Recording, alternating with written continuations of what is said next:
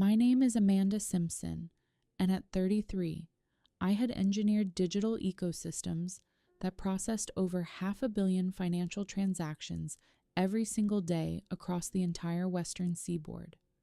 I was the unseen ghost in the machine, the architect of the invisible infrastructure that kept hospitals funded, supply chains moving, and millions of lives functioning without a single moment of friction. Yet, to the people who shared my blood, I was nothing more than a disappointing footnote. My brother, Marcus, called me the family's great cautionary tale. He said it with a charming, self-deprecating smirk, usually when he had an audience, standing right next to the bride's multi-millionaire father. My parents, Richard and Eleanor Simpson, never corrected him. In fact, my mother had a favorite refrain, a polished little anecdote she had been refining for years, designed to subtly diminish me while elevating him. But the man Marcus was desperately trying to impress, Arthur Croft, a venture capitalist whose firm controlled billions in tech infrastructure, looked at me, went completely still, and spoke 5 words that cracked the foundation of my family's carefully constructed illusion wide open. What happened in the aftermath, the devastating cost to Marcus, the financial ruin that swallowed my parents, and the profound, liberating permission it finally gave me to stop caring about their approval, none of them saw coming. I barely saw it coming myself. But I am getting ahead of myself. Let me take you back to the beginning, to the quiet, suffocating dynamics of a family that measured love and return on investment. 6 weeks before the wedding, on a rainy Tuesday night in Seattle, I was sitting in my dimly lit apartment, eating leftover soup and reviewing a complex routing protocol, when my phone buzzed. It was a notification from a family group chat I had been quietly removed from 3 weeks prior. The Simpson family chat. They had added me back. Not to catch up. Not to apologize for the years of emotional neglect. The message from my brother read, "Are you coming to the wedding or not? Don't make it weird." I hadn't been in that chat since early February. My mother had created it 4 years ago, back when Marcus launched his startup, OmniStream, and suddenly needed a captive audience for every milestone photo, every minor press mention, and every round of manufactured applause he could extract from the people who shared his last name. The chat had over 300 unread messages when I was removed. I only noticed because the notification badge vanished. Nobody told me. Nobody had to. I scrolled through Marcus's message now. Below it, my mother had typed, "Amanda, please just confirm. Isabella's family is very particular about headcounts and seating arrangements. Isabella Croft, Marcus's fiancée, the daughter of Arthur Croft, the venture capital titan whose fund had reportedly backed 14 companies in the last 3 years, all of them in the data infrastructure space. I knew the name because everyone in my industry knew it. Croft Capital was one of the premier firms that licensed the core infrastructure built on systems I had helped architect at Apex Dynamics. I didn't think about that connection in that moment. I was too busy reading the next message, this one from my father. Richard Simpson, a man who communicated almost exclusively through heavy sighs and avoidant silence, had typed a single line. "It would mean a lot to your mother if you attended, Amanda." That was the most my father had said to me in a text in 2 years. I put the phone down, picked up my spoon, and stared at the cold soup. Here is what you need to understand about the Simpson family. We had one golden success story, and it wasn't me. It was Marcus. Marcus, who had dropped out of a prestigious business program to launch OmniStream, a data intelligence startup that had raised $11 million and landed on 3 regional companies to watch lists before his 30th birthday. And me? I was the daughter who built things nobody in my family could see, understand, or brag about at their country club. The last time I went home for dinner was in January. My mother had invited the neighbors, a retired couple who asked polite questions and actually listened to the answers. When the woman asked what I did for work, before I could even open my mouth, my mother waved her hand dismissively, like she was swatting away a gnat. "Oh, Amanda does computer things, databases or something. We don't really brag about her." She said it lightly, the way you might mention a household policy, like not keeping dessert in the house. A simple, unchangeable fact of life. The neighbors looked uncomfortable. My father studied his plate. Marcus, who had driven up from Portland for the weekend in a leased Porsche, leaned back in his chair and grinned. The rest of the dinner was exclusively about OmniStream. My mother recited Marcus's accomplishments the way a museum docent guides a tour. The angel round, the partnerships, the sleek office space in the tech hub. She conveniently left out the part where my parents had pulled $140,000 from their retirement savings to fund his Series A shortfall. I only knew about it because my father had mentioned it once in a phone call, his voice so quiet I thought the connection had dropped. "We believe in him, Amanda," he had whispered. "Your mother and I, we put in everything we had. $140,000, 3 decades of a high school principal's pension contributions, and a real estate agent's overtime pay, converted into equity in a company my brother ran, and my mother narrated as if she were his co-founder. I didn't argue. I never did. That was my problem. Not that I trusted them, but that I had stopped expecting anything from them a long time ago. At Apex Dynamics, I was a senior data systems architect. I had been there for 6 years. The system I built, Nexus Core, was a real-time data orchestration engine that handled pipeline routing for enterprise clients across financial services, logistics, and healthcare. If you had ever swiped a debit card at a grocery store in the Pacific Northwest, there was a near certainty that my architecture touched that transaction. Nobody at Apex called me a failure. My colleague Chloe used to joke that I was the phantom who built the spine of the entire company. I designed the bones. Other people got to walk around in the body, taking the credit and the bonuses. That spring, Apex's chief technology officer forwarded me an invitation to speak at a major regional infrastructure summit in San Francisco. My name was listed on the program alongside 2 patents I had co-authored and a keynote panel on scalable data pipeline architecture. I almost declined. I usually did. Not because I couldn't speak in public. I had done it a dozen times. But because I'd grown so accustomed to being invisible in my own family, that visibility felt like standing in the wrong lane of traffic. Professional isolation. That is what my therapist called it. She said I had organized my entire life around being competent and unseen, and that both of those things were costing me something I hadn't calculated yet. I told her I would think about it. Then I went back to my desk and optimized a failover protocol that saved Apex's biggest client 6 hours of downtime during a massive system migration. Nobody sent me flowers. Nobody posted about it in a group chat. But when I pulled up the diagnostics the next morning and saw 0 failed transactions across 9 routing nodes, I felt the quiet, profound satisfaction that only people who build things for a living truly understand. That was enough. Or I had decided it was. 2 weeks after the group chat reappeared, I drove to my parents' house in Bellevue. I told myself it was to drop off a set of replacement air filters my father had asked for. That was partly true.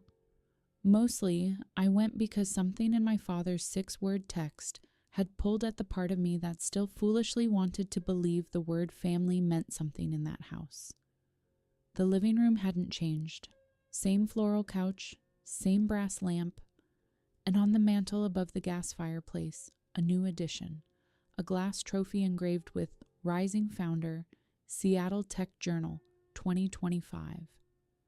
It sat between a framed photo of Marcus shaking hands with an investor and a candle my mother had never lit. No photos of me on that mantel. Not one. Marcus was in the kitchen when I arrived, eating a sandwich my mother had made for him. He was 30 years old and still ate sandwiches his mother cut diagonally.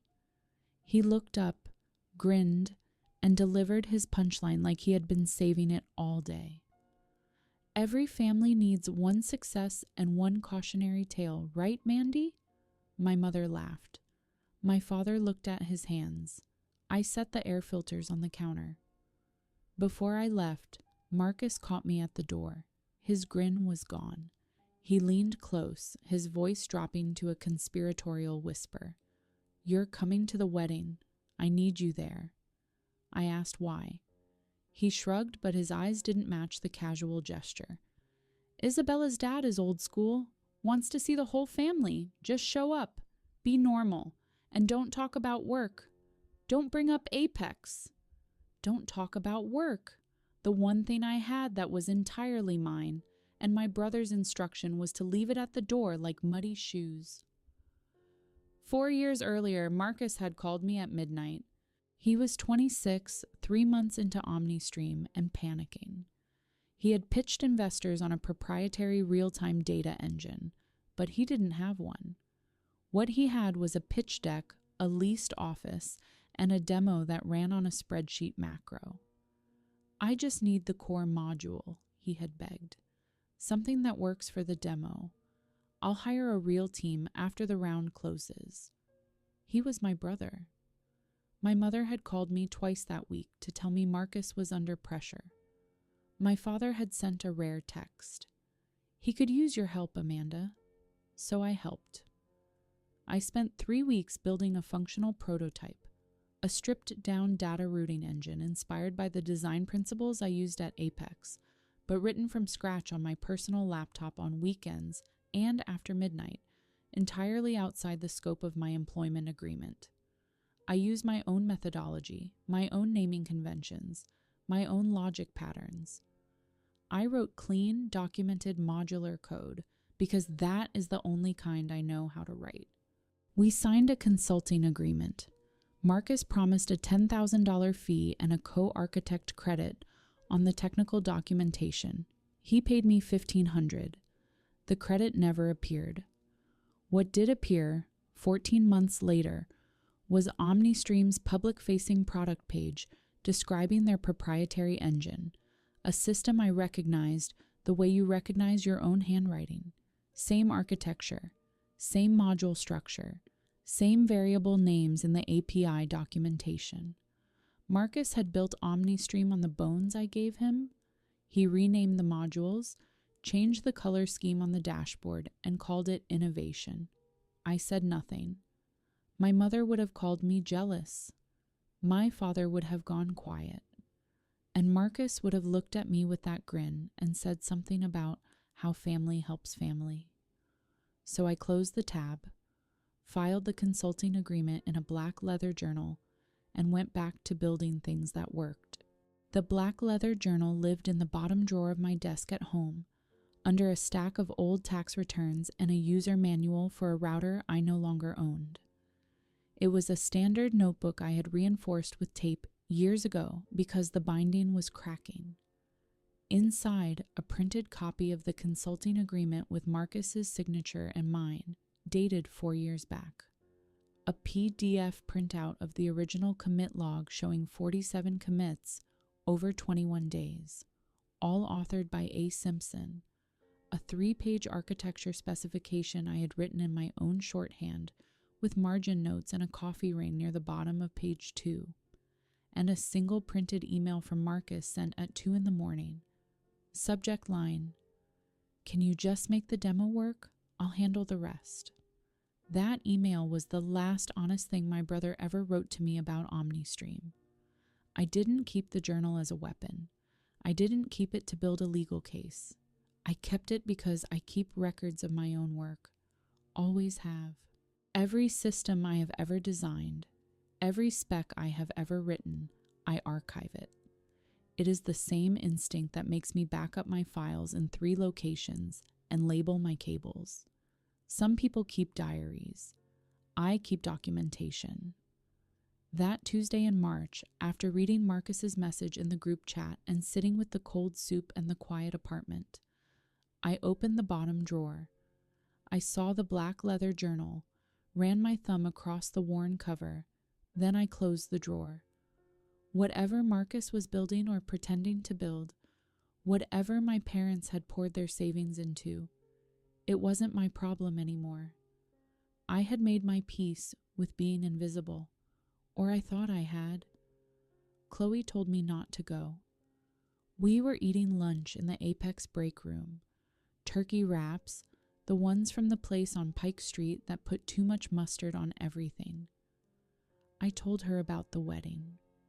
She set down her wrap and looked at me the way she did when a junior engineer was about to push bad code to production. Why would you go? They treat you like furniture. I couldn't argue with that, but something had shifted in me since January. Maybe it was the therapy. Maybe it was the San Francisco Summit invitation still sitting unanswered in my inbox. Maybe it was just the plain arithmetic of turning 33 and realizing I had spent a decade making myself smaller, so the people around me wouldn't have to feel short. I'm not going to perform small so everyone else feels tall, I told her. Chloe raised her eyebrows. That's a bumper sticker. It's also true. I called my mother that afternoon and confirmed I would attend. She sounded relieved. Not for me, but for the head count. Good. Isabella's family is very organized. Don't bring anyone. Don't wear anything attention-getting. And maybe don't mention Apex. Marcus gets sensitive when people compare. Compare. As if my career and his existed on the same axis. As if building real scalable infrastructure and building a pitch deck were 2 versions of the same sport. I hung up and sat at my desk for a long time, staring at the blinking cursor on a config file I had been editing. I almost didn't go. If you have ever talked yourself into shrinking just to keep the peace, you already know that feeling in your chest. 3 weeks before the wedding, OmniStream was everywhere. Marcus landed a feature in a regional tech publication. I read it on my phone during a code review. The article described OmniStream's proprietary real-time data intelligence engine as a paradigm shift in pipeline orchestration. The technical description they quoted from Marcus was almost word for word from the architecture spec I had written 4 years earlier. Not the spirit of it, the actual sentences. The article mentioned that OmniStream was in advanced discussions with Croft Capital for a significant Series A round. Arthur Croft's fund. The same Croft whose portfolio companies already used Apex's Nexus core infrastructure. The system I had designed? The irony wasn't lost on me. It just didn't feel like irony yet. It felt like watching someone wear your coat in a photograph and tell everyone they bought it in Milan. My mother posted the article link in the family chat with a row of champagne emojis and the words, "Our boy." 12 family members reacted with hearts and thumbs up. I didn't react. I didn't have to. Nobody noticed either way. That same week, Marcus appeared on a local podcast. I listened to 43 minutes of my brother describing technology he didn't build, solving problems he didn't understand, using terminology he had learned from the spec I wrote in my apartment while eating reheated pasta at 2 a.m. He sounded confident. He sounded credible. He sounded like someone who had practiced his lines so many times he had started to believe them. And the worst part, the part that made my hands tighten around my coffee mug, was that his engine was real. I had made it real. I just wasn't part of the story anymore. My mother called on a Thursday evening. I was reviewing a load balancing configuration for Apex's Q2 migration. She didn't ask what I was doing. She never did. Amanda, I need to talk to you about the wedding. Her voice had that particular tightness she reserved for conversations where she needed me to cooperate without asking questions. Isabella's family is important. Arthur Croft is, well, he's not like us. He's the kind of man who pays attention. So when you're there, I need you to be supportive. I told her I would be polite. I don't mean polite. I mean, don't talk about technical things. Don't bring up Apex. Don't say anything that makes Marcus feel like you're competing. She paused. For once, just let your brother have his moment. For once. As if I had ever tried to take one. I wanted to ask her when exactly she thought I had ever competed with Marcus for anything. I wanted to ask her why she had pulled $140,000 out of retirement to fund a company she couldn't describe in a single accurate sentence. I wanted to ask her what it cost her every time she waved her hand and said she didn't brag about me. But I didn't, because I already knew the answer. My mother had grown up in a family where nobody made it. Her father drove a delivery truck. Her mother cleaned offices. Nobody went to college. Nobody built anything. Eleanor Simpson had spent her whole life terrified of being ordinary, and she had chosen Marcus as her proof that she wasn't. If she admitted I was the one who built something real, she would have to admit she had been investing in the wrong person for 30 years. That was a debt she couldn't afford to acknowledge. So she covered it with the only currency she had. My silence. 10 days before the wedding, the family chat lit up again. This time it wasn't logistics. It was Marcus typing fast, asking if I could take a quick look at some technical documentation before a meeting. He didn't say what meeting. He didn't say with whom. He said, "It's just a review, like an hour max, family favor." I recognized the pattern. It was the same cadence as 4 years ago. The same just a quick thing that turned into 3 weeks of building his company's spine. I scrolled up through the chat history they had kept me out of. Planning messages, venue photos, seating charts I wasn't consulted on. And buried between a caterer's menu link and Isabella's note about floral arrangements, a message from Marcus to my mother. Don't worry, she won't understand what's happening anyway. She just builds back-end stuff. The code that ran his entire company was back-end stuff. I typed a reply to his review request. Send me the documents. He sent a 6-page technical summary of OmniStream's infrastructure. The same summary, I assumed, that was going to Croft Capital.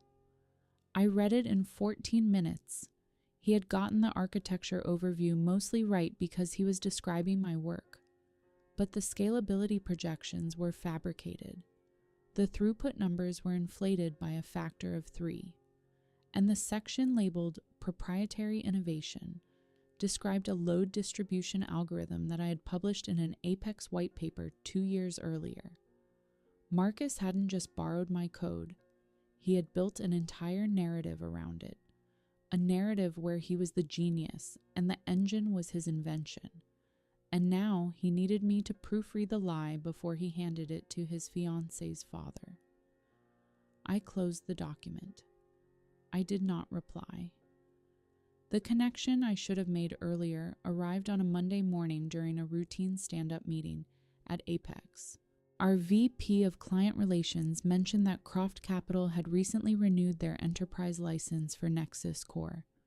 They're one of our longest infrastructure clients, she said. Arthur Croft apparently reviewed the architecture documentation himself when they first signed. He told our sales team it was some of the cleanest system design he'd seen in 20 years. She looked at me. That was your work, Amanda? I nodded, took a sip of coffee, didn't say anything, but a small cold wire connected 2 points in my head that I had been keeping separate. Arthur Croft knew Nexus Core. Arthur Croft was about to invest in OmniStream. OmniStream's engine was Nexus Core's younger sister. Same bones, same logic, same handwriting. If Croft's team ran any kind of serious technical due diligence on OmniStream, they would find code patterns, naming conventions, and structural choices that match Nexus Core's architecture at a foundational level. And if they looked at the authorship of those modules, they would find the name A. Simpson. My name. I sat with that knowledge the way you sit with a headache you're not ready to take medication for. Aware of it, uncomfortable, choosing not to act. It wasn't my job to police my brother's company. It wasn't my responsibility to call his investors and tell them the engine they were evaluating was built by someone who was never credited, never paid, and never mentioned in any of OmniStream's filings. The truth was sitting in my bottom drawer inside a black leather journal, waiting for nobody. If it mattered, it would surface through the right channels. If it didn't, I would go on building things that worked and letting other people take credit. I had done it before. 2 weeks before the wedding, the pressure from my family shifted from passive to active. Marcus texted me directly, not the group chat, not through my mother, but a private message at 9 at night. Be there by 4. Sit where they tell you. Don't be late and don't overdress. Isabella's family notices everything. I read the message twice. My brother was managing me like a variable in a system he didn't understand. I almost laughed. Then my father called. It was the second time he had called me voluntarily in over a year. His voice was careful, the way it got when he was trying to say something important without actually saying it. Amanda, your mother and I, we've got a lot riding on this. The wedding, the business, all of it. He paused. I just need this to work out for him. We put everything in, everything. He meant the $140,000. He meant the retirement account that now depended on Marcus's startup being worth what Marcus said it was worth. He meant the bet he and my mother had placed on their golden child. A bet they couldn't unwind without admitting they had been wrong about everything for a decade.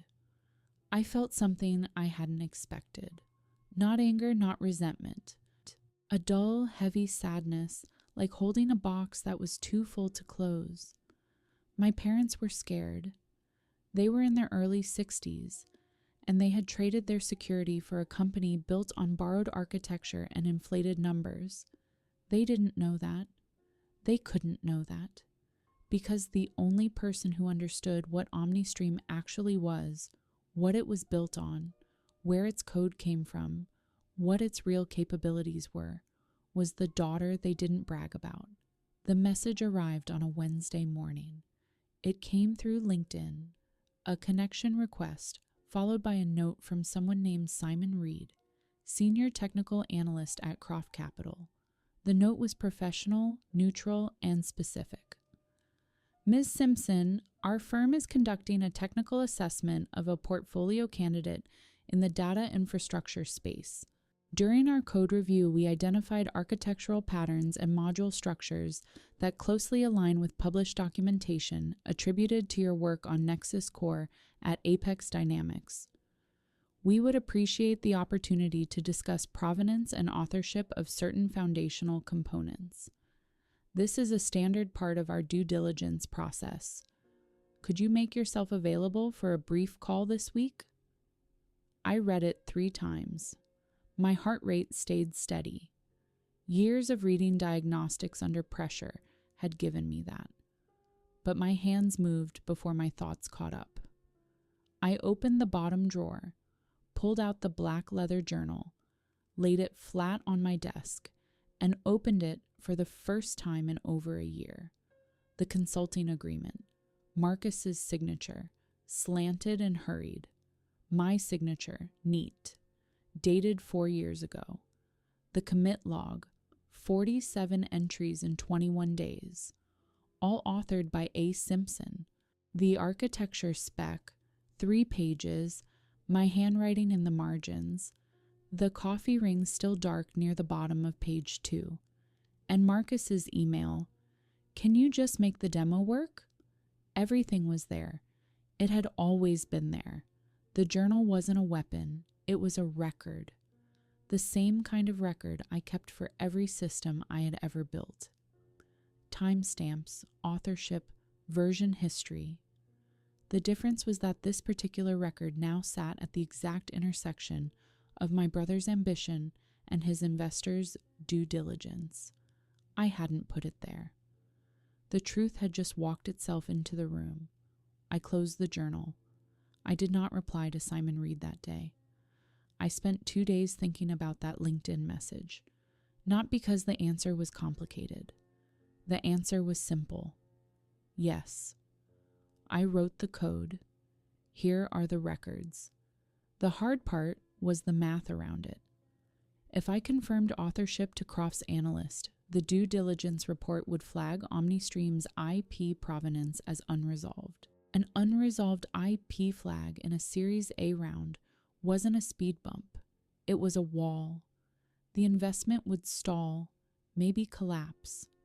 Marcus's company, the one my parents had staked their retirement on, the one my mother recited like scripture, the one my brother had built his entire identity around, would face the kind of scrutiny that fake it till you make it doesn't survive. And everyone would blame me. My mother would say I did it out of jealousy. My father would go silent in a way that felt worse than shouting. Marcus would tell anyone who listened that his sister sabotaged him because she couldn't handle his success. I sat at my desk for a long time, looking at the cursor on my screen. Then I opened a text editor and typed a sentence I didn't send to anyone. It was just for me. I will not lie about my own work. That was the whole of it. I wasn't going to call Croft Capital and volunteer a confession. I wasn't going to march into Marcus's office with a black leather journal and demand credit. But if someone from the investors team asked me a direct question about code I had written, I was going to tell the truth. I wasn't going to lie about my own work. Not for Marcus. Not for my mother. Not for a family that had spent a decade pretending I didn't exist. I replied to Simon Reed. I said I was available Thursday. The rehearsal dinner was held at a vineyard 40 minutes outside Seattle. White tablecloths, string lights. Isabella had hired a calligrapher for the place cards. I found mine at a table near the kitchen door, wedged between a second cousin I had met once and a college friend of Isabella's who spent the evening on her phone. Marcus and Isabella sat at the head table with Arthur and Isabella's mother, Victoria. My parents sat one table over, close enough to orbit, far enough to earn.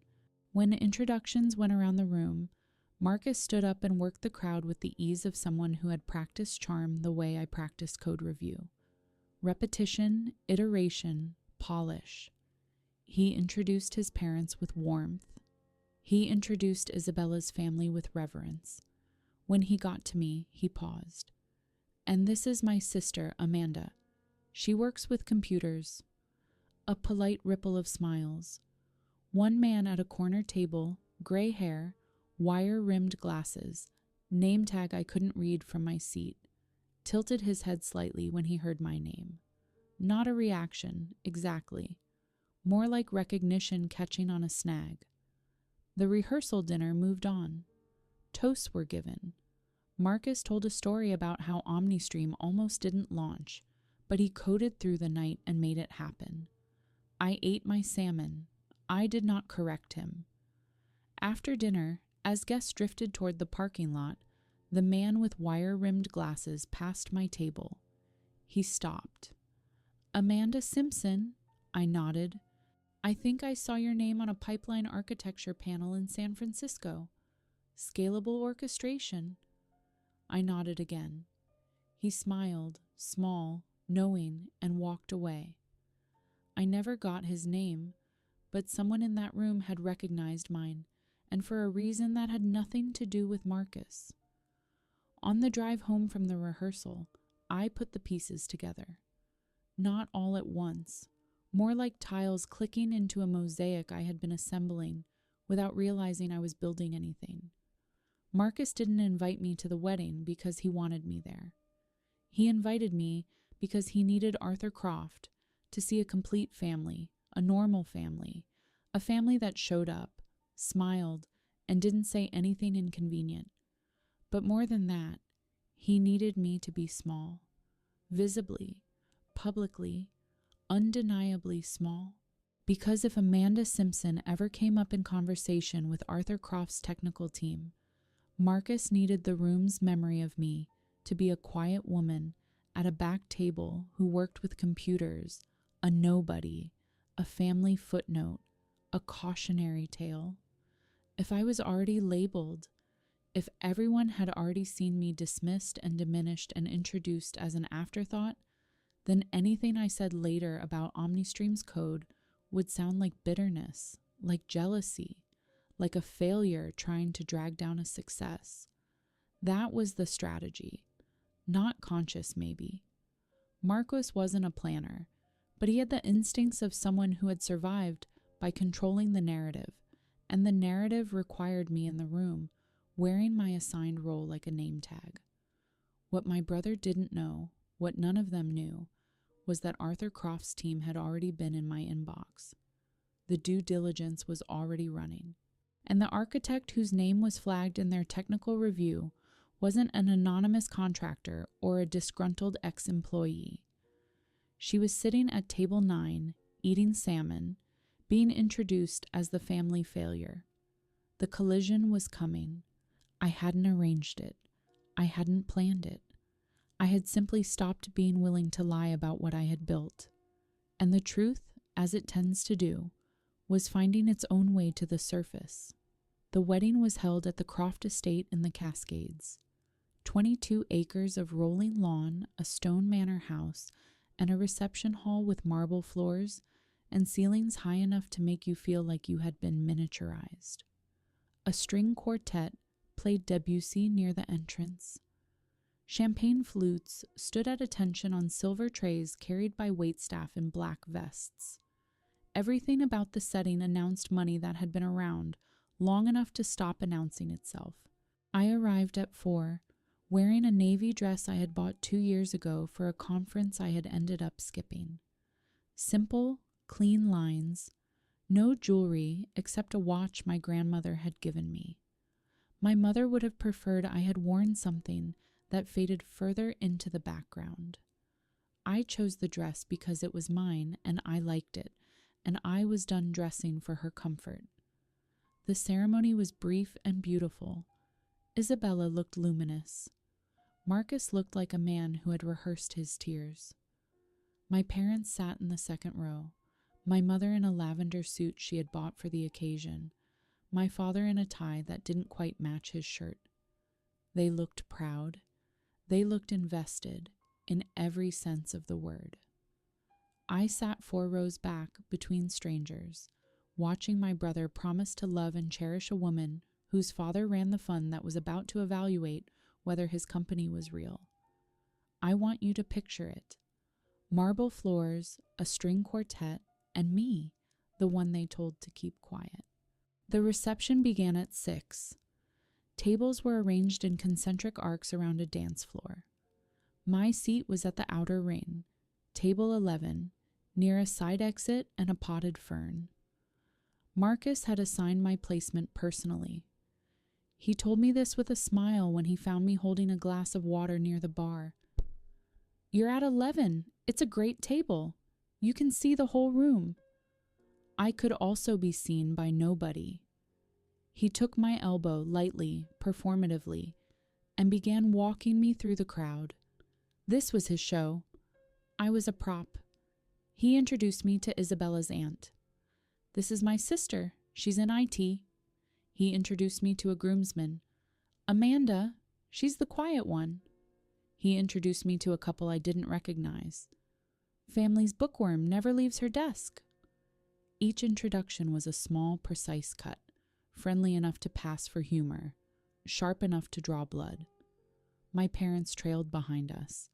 My mother smiled and nodded. My father looked at his shoes.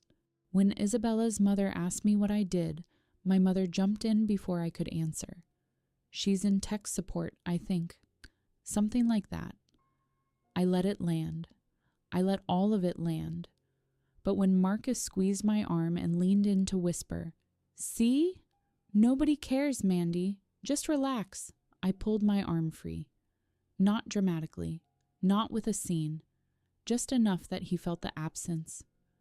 "You can introduce me," I said quietly. "You don't get to script me." He blinked. Then the grin came back, the one that had been protecting him from accountability since childhood. "Relax, sis, it's a party." He walked away. I stayed where I was, standing full height, drinking water, waiting. Arthur Croft entered the reception at 6:30.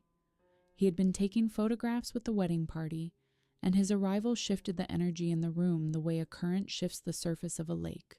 Subtle. Total. He was taller than I had expected. Silver at the temples. He wore his suit like it owed him nothing. His handshake when he greeted people was brief and direct. He didn't smile reflexively. He read the room before the room read him. Isabella kissed his cheek and brought him to a table where my parents were already seated, champagne in hand, performing their best version of a family with nothing to hide. Marcus was magnetic in that moment, standing taller, speaking louder, telling a story about OmniStream's latest partnership that I happened to know was still in the letter of intent stage. Arthur listened. He didn't interrupt. He didn't nod along. He just watched Marcus the way an engineer watches a system under load, looking for where the strain would show. I wasn't supposed to be nearby. My table was across the room, but the bar was between them and me, and I was still holding my glass of water when Marcus spotted me. His eyes lit up, not with affection, but with utility. "Dad, come here. You haven't met my sister yet." He said it to Arthur, but it was aimed at me. He reached out and pulled me toward the circle the way you would pull a suitcase off a carousel. Functional, graceless, purposeful. Arthur turned. My mother straightened in her chair. My father set down his champagne glass. And Marcus, grinning so wide his molars caught the overhead light, positioned me in front of the man whose fund was about to make or break his entire company. Marcus had one hand on my shoulder and the other holding a champagne flute. He turned to Arthur with the grin, the one that was half charm and half armor, and said it clearly enough for the surrounding tables to hear. "This is our family failure," he laughed, the kind of laugh designed to give other people permission to laugh too. A few guests obliged. My mother, seated 3 feet away, tipped her glass slightly and added her signature line, the one she had tested at dinner tables and church functions and neighborhood barbecues until it had the smooth delivery of a campaign slogan. "We don't brag about her." She said it to Arthur's wife, Victoria, who smiled politely. She said it the way she always said it, as a kindness, as modesty, as a mother who simply had one child worth discussing, and one she kept in the margins. My father looked at his plate. Marcus squeezed my shoulder. I stood still. I didn't flinch. I didn't smile. I didn't perform the role I had been assigned. The good-natured sister who absorbs the joke, who plays along, who makes the golden child shine brighter by standing in his shadow. I stood with my back straight and my hands at my sides and my face absolutely neutral. 33 years of being the punchline, and I was finished laughing on cue. Arthur Croft had not spoken. He had watched Marcus deliver the line. He had watched my mother add hers, and now he turned. Slowly, the way someone turns when they are recalculating everything they thought they knew about the room they are standing in, and looked directly at me. Not at Marcus, not at my parents, at me. His expression changed, not dramatically, not with a gasp or a double take. His brow drew together, his lips pressed thin. He went completely still. Arthur Croft spoke quietly. The string quartet had paused between movements, and his voice carried further than he probably intended. Or maybe exactly as far as he intended. "So it's you. This is unexpected." 2 sentences. That is all it took to tilt the room. Marcus's grin froze. My mother set down her champagne glass. Victoria Croft looked at her husband with an expression that said she had seen this particular stillness before, and knew what it preceded. "I'm sorry," Marcus said. He was still smiling, but the smile had detached from the rest of his face. "Do you two know each other?" Arthur didn't look at Marcus. He was still looking at me. "Ms. Simpson," he said, not a question, a confirmation. "Nexus Core, Apex Dynamics." I nodded. "Yes. Your architecture runs in 11 of my portfolio companies." 12, I said. MedSync migrated to Nexus Core in January. Arthur's jaw tightened. Not with anger, but with something closer to the expression of a man who has just realized the math he has been running has a variable he missed. "Simon's report flagged the provenance issue last week," he said, almost to himself. "I assumed that A. Simpson in the authorship records was a former contractor, or a coincidence." He looked at Marcus, then back at me. "You're his sister." "Yes. And you built the foundational modules that OmniStream's engine is based on." I didn't hesitate. I didn't dress it up or qualify it or add caveats to protect anyone's feelings. I wrote the original architecture. The consulting agreement is dated 4 years ago. The commit history is mine. The room had gotten very quiet, not silent. There was still the clink of glasses somewhere, still the murmur of guests who hadn't noticed. But the circle around us, Marcus, my parents, Victoria, Arthur, and me, had become its own atmosphere. Marcus moved first. He stepped between me and Arthur, his body language shifting from charming host to cornered animal in the space of a breath. "Okay, hold on. This is..." She's exaggerating. She helped with an early prototype. That's it. Everything OmniStream is today, the engine, the product, the platform, that's my team. My vision.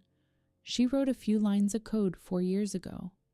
He looked at Arthur with a version of the grin that had stopped working. "You know how it is. Family members always think they contributed more than they did."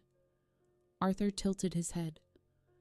"The module architecture in your engine matches Nexus Core's published design patterns at a structural level. Simon's report identified naming conventions, dependency trees, and routing logic that are functionally identical." He paused. "Can you explain the load distribution algorithm in your core pipeline?" Marcus blinked. The technical team handles the specifics. I'm the CEO. I focus on strategy and..." "The algorithm," Arthur said, not unkindly, just precisely. "It's a weighted round robin with adaptive latency thresholds. Your documentation says it's proprietary. Can you describe how it works?" Marcus opened his mouth, closed it, opened it again. He looked at me, not with hatred, not yet, but with the panicked recognition of a man who has run out of runway and can see the trees. My mother stood up from her chair. "Arthur, this is a wedding. This isn't the time for..." "Eleanor," my father said quietly. It was the first word he had spoken in 20 minutes. She stopped. Arthur looked at me again. Ms. Simpson, I'm going to ask you something directly. I met his eyes. Go ahead. Is the core engine of OmniStream your original work? Yes. I said it the way I would answer a technical question in a code review, clearly, specifically, without emotion. The core engine of OmniStream is based on a data routing prototype I built over 3 weeks 4 years ago. The architecture follows a design spec I wrote myself. The commit history is entirely mine. I signed a consulting agreement with my brother, which he did not honor. No payment in full, no co-architect credit. The code base was never formally assigned to OmniStream. I built it on my own time, on my own equipment, outside the scope of my Apex employment agreement, and the IP was never transferred. I wasn't performing. I wasn't dramatic. I wasn't tearful or triumphant or shaking with vindication. I was answering a direct question with documented facts. That was the only weapon I had ever needed. Marcus's face went red. You're doing this here. At my wedding? You asked me to come. I came. You introduced me to your investor. He asked me a question. I answered it. You planned this. I didn't plan anything. I don't lie about my own work. Not for anyone. Marcus turned to Arthur. She's bitter. Look, this is a family issue. Whatever she thinks The IP was never assigned, Arthur said, cutting him off with the gentle finality of a man who had spent 30 years reading contracts. If the core architecture isn't owned by the company, the investment can't proceed. This isn't personal, it's due diligence. My mother's face had gone the color of chalk. My father was looking at me, not with anger, but with something that might have been the first stage of understanding. The room felt smaller. The quartet had started again. Pachelbel, of all things, and the melody floated over the silence between us like a hand reaching across a table nobody was sitting at. What happened next didn't happen all at once. It happened in layers, the way a building settles before it fails. Cracks first, then creaks, then the slow, irreversible shifting of weight that was never distributed correctly. Arthur stepped back from Marcus, not physically. He was already standing apart, but his posture changed. His shoulders squared, his hands clasped behind his back. It was the posture of a man who had made a decision and was now simply executing it. Marcus, I want to be clear, Arthur said. His voice was low, measured, without heat. Our firm's investment in OmniStream was contingent on clean IP ownership. The preliminary flag in Simon's report was serious enough that I raised it with your team last Tuesday. Your CTO told me the architecture was developed in-house. That is demonstrably not the case. Marcus shook his head violently. She's lying. She's doing this because she's jealous of everything She's not lying, Arthur said. It was flat, without raising his voice. I've used her architecture. I've read her documentation.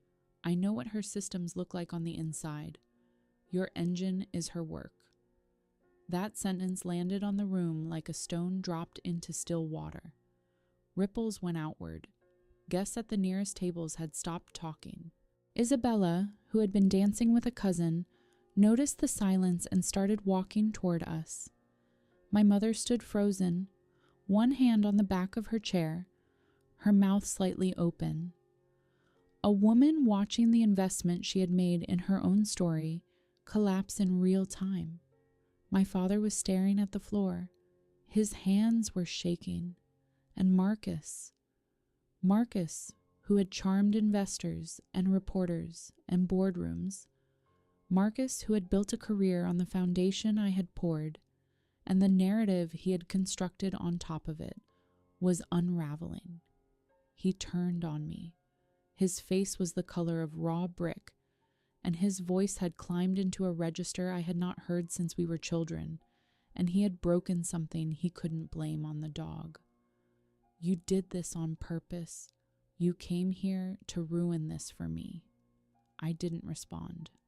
You couldn't stand it. You never could.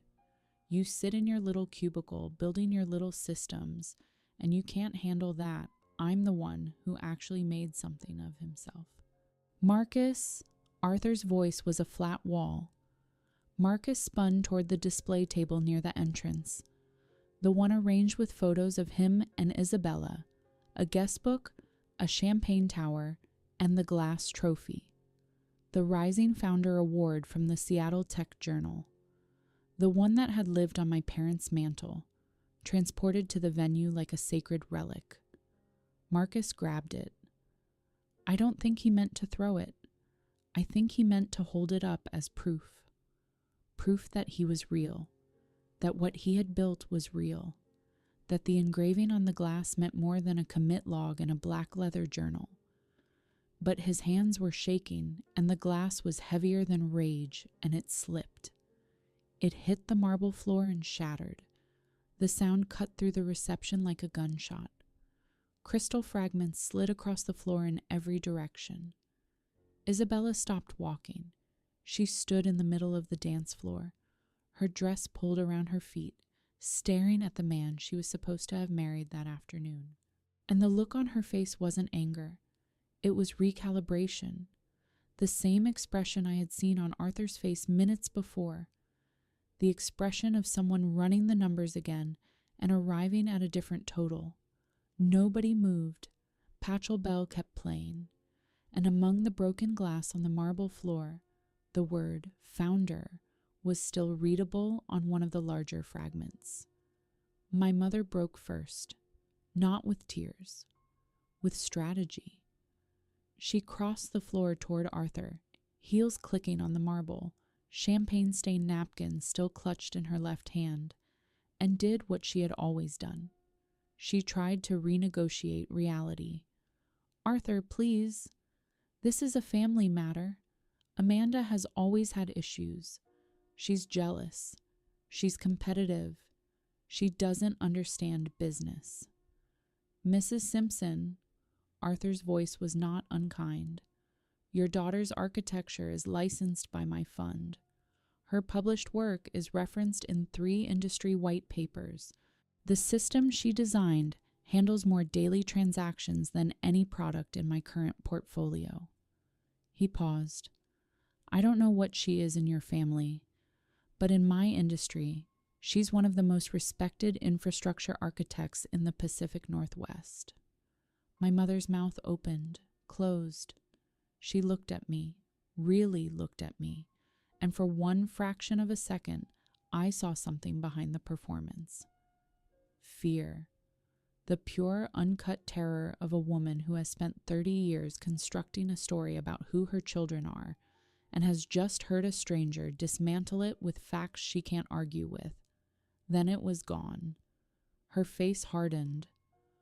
Well, if she's so successful, why didn't she ever say something? Why didn't she help her brother properly? There it was. Even now, even with the glass on the floor and the investor pulling away and the entire narrative in pieces around her feet, my mother found a way to make it my fault. I didn't argue. There was nothing to argue with. The black leather journal existed. The commit log existed. The consulting agreement existed. I hadn't needed to bring any of them to the wedding because the truth had done its own audit. Arthur's team had asked the right questions. I had answered honestly. That was all. The money came up the way money always does, in families that have staked everything on a single bet.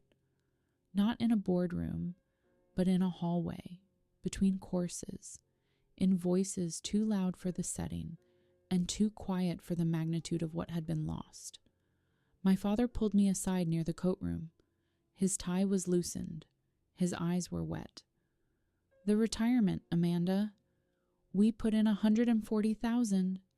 Your mother and I, we believed him. I nodded. I know. Is it gone? I don't know, Dad. That depends on what OmniStream has left without the Croft round. He leaned against the wall. He looked old, older than 62, older than a man should look at his son's wedding. And for a moment, I felt the weight of something I hadn't expected. Grief. Not for what Marcus had done to me, but for what my parents had done to themselves. My mother appeared at the end of the hallway. She walked toward us with the particular urgency of a woman who has just lost control of a situation and is looking for someone to contain. Amanda, you need to fix this. I didn't break it, Mom. You didn't have to come here and... You told me to come. Marcus told me to come. You added me back to the group chat so I could confirm my attendance at an event where my job was to stand still and be small. Her eyes flickered, something beneath the armor, just for a heartbeat. I just wanted one thing to be proud of, she said. Her voice cracked. It was the most honest sentence she had ever spoken to me. Then she straightened her shoulders, blinked twice, and said, You should have stayed quiet. You owed us that. The moment was gone. The wall was back up. I turned and walked toward the exit. Arthur found me near the front entrance. I was standing under the portico, my car keys in my hand, the cool evening air pulling at the hem of my dress. The estate grounds were lit with landscape lighting that turned the trees into something out of a painting, beautiful, staged, and entirely for someone else's benefit. Miss Simpson. I turned. He stood a few feet away, hands in his pockets. Behind him, through the glass doors, I could see the reception continuing. Diminished, confused, but continuing. Isabella was sitting at a table with her mother. Marcus was nowhere visible. I want to be straightforward with you, Arthur said. The investment in OmniStream is not proceeding. That decision was made before tonight, based on the technical review. What happened in there didn't change the outcome. It just accelerated the timeline. I nodded. I also want to say that I owe you an apology. Not for the due diligence, that's process, but for not connecting the name on the report to the person in the room sooner. I should have reached out to you directly before tonight. You didn't know I was his sister. No, but I should have made the connection. Simon's report was thorough. The authorship was clear. He paused. For what it's worth, your work speaks for itself. It always has. I didn't need Arthur Croft's validation. I had built Nexus Core without it. I had built a career without it. I had stood in that ballroom and answered his question without needing anyone's permission or approval. But hearing it, hearing a man who read balance sheets the way I read system logs, acknowledge the architecture of what I had built, that wasn't nothing. Thank you, I said. He nodded. I walked to my car. I came when I was told to. I was leaving because I chose to. The fallout arrived the way data arrives, in packets at intervals, each one adding resolution to a picture that was already clear to anyone paying attention. Croft Capital formally withdrew from OmniStream's Series A within 72 hours. The stated reason was neutral, unresolved IP provenance. But in the industry, neutral language is its own kind of verdict. 2 other investors who had been circling pulled back within a week. The regional tech publication that had profiled Marcus as the quiet disruptor ran a follow-up that was significantly less flattering. OmniStream didn't collapse overnight. These things rarely do. But the scaffolding was gone, and what remained was a company without clean ownership of its core technology, without its lead investor, and without the narrative that had been holding it together. The wedding was postponed. Isabella moved back into her parents' estate. I don't know whether she and Marcus spoke after that night. That wasn't my business to track. In the family chat, the one I had been removed from, added back to, and never once genuinely included in, my parents sent me a message for the first time that had nothing to do with Marcus. My father wrote, "Are you doing all right, Amanda?" My mother wrote nothing for 3 days. Then, "You could have told us," I replied once. I'm open to talking when the conversation starts with respect, not before. Nobody responded. That was fine. I wasn't waiting for an answer. I was setting a boundary. The kind I should have set a decade earlier. The kind you can only set once you have stopped believing you deserve the silence people have been giving you. I went back to Apex the following Monday. Nexus Core was still running. 500 million transactions a day. 9 states. 0 fanfare. Chloe brought me a coffee and didn't ask about the wedding. She just sat next to me at my desk and said, "You look like someone who finally exhaled." I laughed. It was the first time I had laughed in a week. The summit invitation was still in my inbox. The one in San Francisco. The panel on scalable orchestration architecture. I accepted it that afternoon, not because Arthur Croft's words had given me permission, not because Marcus's collapse had made me brave, because I had spent 10 years building systems that held the weight of industries, and I had done it while my family called me a failure to my face, and I was finished letting their vocabulary define mine. The failure was never me. The failure was a family that measured worth by volume, by who talked the loudest, who raised the most money, who could fill a room with the sound of their own mythology. I had filled rooms with infrastructure, with reliability, with the kind of quiet, invisible work that people only notice when it breaks, and mine never broke. Your worth was never something they had to brag about for it to be real. It was always doing its quiet work, steady as a pulse, with or without their applause. That is my story. A black leather journal I almost threw away, a room that told me to stay small, and a truth that stood up on its own when I finally stopped holding it down. If you have ever been the one nobody bragged about, let this be your sign. Stop shrinking. Share this with someone who needs to hear it. Drop a comment. Hit subscribe, and I will see you in the next one.